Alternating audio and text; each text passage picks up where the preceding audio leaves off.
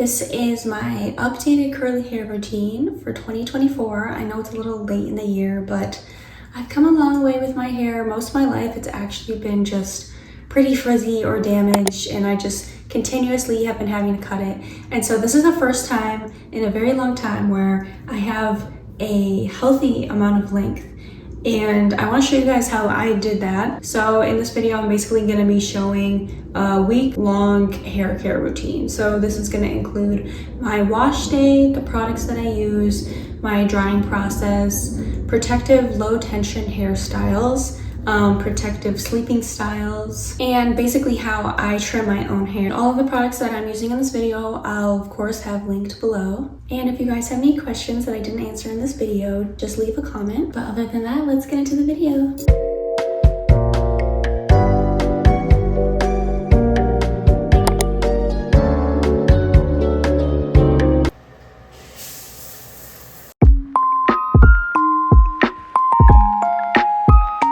So I'm going in with my pre-wash, which is a clarifying shampoo by Moroccan Oil. I'm just going to use about a quarter size amount from my scalp so that I can actually go longer without shampooing and not of oil on my scalp clogging my pores. Next is my main shampoo, Nizoral. I use this about every 3 to 4 days, and it has completely cleared my dandruff and any type of itchy, dry discomfort that I've had on my scalp. So I really make sure to scrub it in, lather my entire scalp, and then thoroughly rinse it out. And finally, I'm going in with my Goldwell Ridge Repair Color Safe Conditioner. I use a decent amount of this because while the conditioner is in my hair, I detangle it with this paddle brush, starting from my ends and working my way up to my roots. Okay, so while my hair is still drenching wet, I'm gonna put in this, just like this amount because it's a concentrated product. And I'm gonna put it in the mids and ends. Heat protectant. Just in case I decide to use the diffuser on hot, but I'll probably just use it on cold. And gel. So it actually holds the curls as close to the shape that they are now when it dries.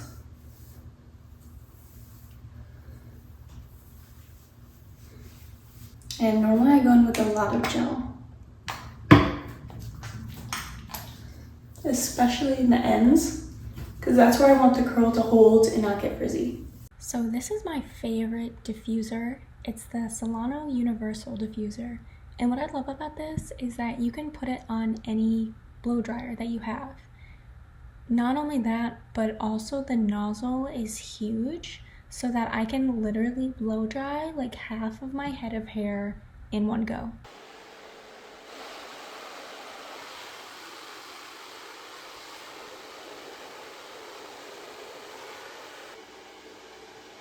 So I would say now my hair is about 80% dry, and that's where I like to leave it to just air dry for the rest of the time, because sometimes when the curls are like perfect where I want them exactly and they're still a little bit wet, that's okay, because I feel like when it air dries it'll still hold that shape.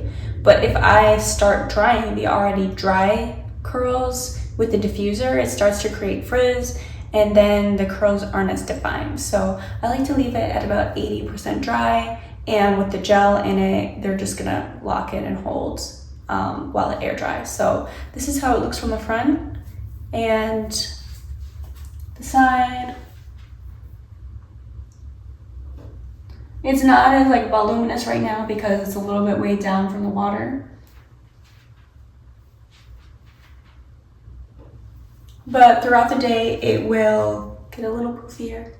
But that is basically my drying process. So as soon as I'm out of the shower, I'll put in the heat protectant, the gel, and the acidic bonding treatment just to help fix any damages that may happen. And then I diffuse it until it's about 80% dry, and I'm left with this.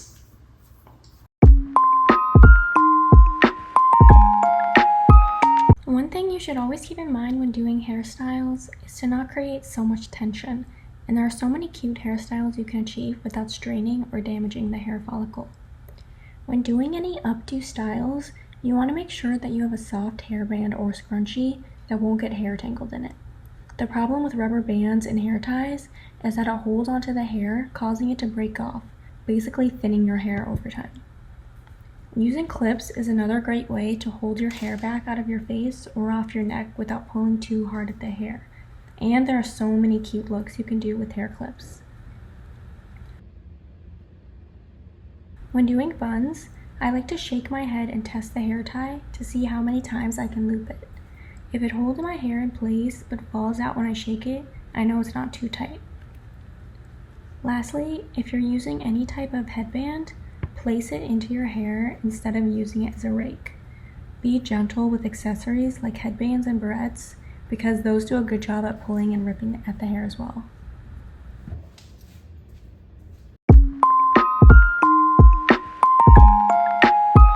Let's begin the trimming at home section. I wear my hair straight a lot.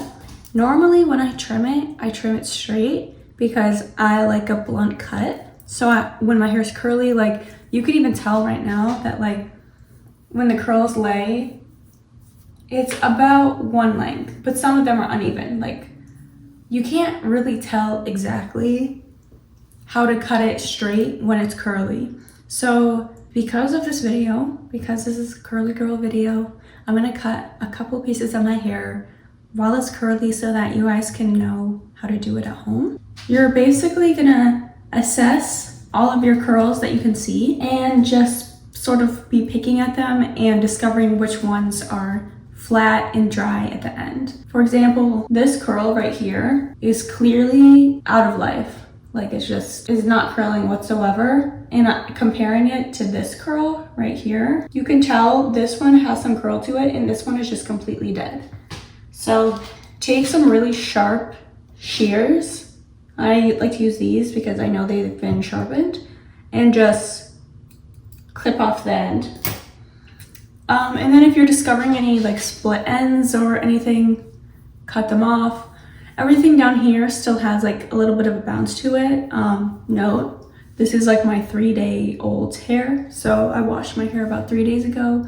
So some of the curls are just looking flat right now, but I can still tell like which ones have absolutely no curl at the end and just need to be cut off versus some that do still have some curl and some life to them. So that's really how you're gonna distinguish between what you're gonna chop off. And then you can chop off whatever you feel comfortable with versus going to a salon and they just cut off whatever and you can't really see what's going on exactly. So for those of you that are kind of afraid to go to the salon, this is a great option. This is what I've been doing for a really long time. Only I cut my hair straight because I want like a blunt cut at the end. That's really all that there is to it.